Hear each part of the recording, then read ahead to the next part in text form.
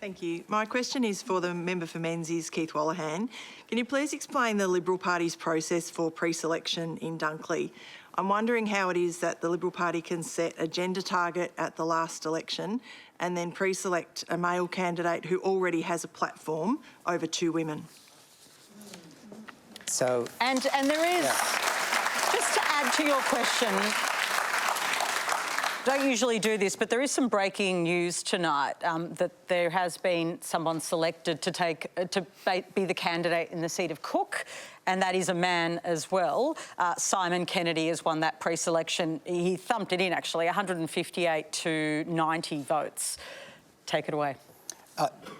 I will acknowledge, when we sit in the chamber, we need more women on our side, particularly in the House of Representatives. The Senate is doing much better, but we have work to do in the House of Representatives. And I say that as one of the men sitting over there. We are a federated party, so each state has its own constitution. And we don't just believe in constitutionalism, we believe in democracy. So it is a very important value for the Liberal Party that every pre-selection is democratic. And I take great pride in our pre-selections being democratic. What we have to do is to feed through members and pre-selection candidates who will then succeed. And there's so many talented women in the party who are doing that, and they're putting their hands up now. If you're not a member of the Liberal Party and you care about that, please join. And can you tell other women to join? We want more people to join political parties. OK, wait. But join our one if you can. Women ran in these pre-selections. They joined. But democracy is also about numbers. It just is. It's about numbers. So we're a democratic party. That's a value we hold dearly. What I find again and again, I have... They keep getting beaten. Well, not always. So in Higgins... these pre-selections? No, we had a female challenge, a sitting member in a seat, Mary Aldred, who will be a fantastic addition to our parliament and our party. We've got Katie Allen in Higgins. We've got women leading the way in the pre-selection for Kooyong. Victoria's doing pretty good. We're doing pretty good. We're not perfect and we have work to do. We're doing pretty good. In Warrandyte, which overlaps in my area of Menzies, Nicole Werner was pre-selected and won, and the person who came second was Antonetta de Cosmo, who was a young girl in her early 20s. The Liberal Party's ready to pre-select talented women, but we need to lift our game in making it happen more often. Do you agree that after these last two elections, so, you know, just the by-election this weekend, Dunkley, and now Cook, both male candidates, that doesn't look like that? It looks like we're falling short of the target. It really does. And so we have significant work to do. But we've got to do that in a way that is consistent with the value of democracy. Because unlike the Labor Party, where it's easy to make these decisions by factions deciding who runs where, it is easier to do it that way. Well, hang on a minute. What did you want to say, Kate? There's plenty of factions in the Liberal Party. Don't sit here and pretend there aren't. But we don't do pre-selections like that. Well, can I just say I'm a member of the first majority female government in Australia's history, and that's because the Labor Party gives women a crack, and it makes a difference. In my time in politics, I've seen I stood for politics because there was no women in the Labor Party in my territory parliament, none. And in my time in politics over the past 2 decades, we've gone from that to 50% of the caucus, and it makes a difference.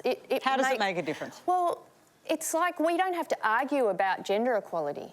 We don't have to say women need a fair crack at opportunity. Like that argument's been won, it's been had, and we just get on with it. But, you know, when you look at some of our policy positions, whether it's childcare, paid parental leave, single parenting payment increases, rent assistance, all of that, that's all informed by gender analysis that our government consider now. So it absolutely makes a difference, and women across the generations have been building that policy platform for us. Sabine, you're a former member of the Liberal Party. I mean, I think Keith was pretty upfront there saying, yeah, it looks like we're falling short. So good on you, Keith, for calling it as it is. I realise I'm meant to be on the A side here, but maybe a question for Keith. Like, the issue that I see when I look at Liberal Party branches is that the people doing the pre-selecting often look overwhelmingly like the candidate they pre-select. So how do you break through that? How do you encourage people to join the Liberal Party who don't look like what's already there? Yes.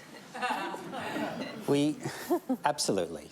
I'll give you an example. We've got a lead by example. In my seat of Menzies, I have a young Liberal branch, and it is probably the most active in the division in terms of recruiting new people to the party. I've had many young men and young women who I've met who are interested in politics, and if I get a sense that they're on our side, I say, would you consider joining? They have a coffee with Dean, and it's just been flooded with young people. We need to do that across the whole state, but we also need to be a place that people and young women want to be a part of. And do you get why they wouldn't want to so much? Well, sometimes we don't help ourselves. Like, I'm being honest, if it's just a sea of men. Let me give you an example. I thought that article against Zoe McKenzie the other day was disgraceful.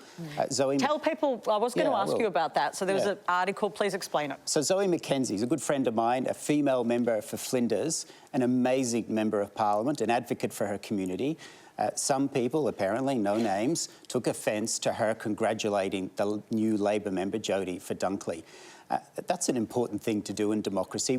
We're not at war with the Labor Party. They're not our enemies, they're our opponents. It's a contest of ideas, not of personalities. And the most important thing to do in a vote is the concession speech to acknowledge the legitimacy of the vote. And Zoe did that with class and grace, and she should be commended for it. So why are your colleagues trying to tear her down?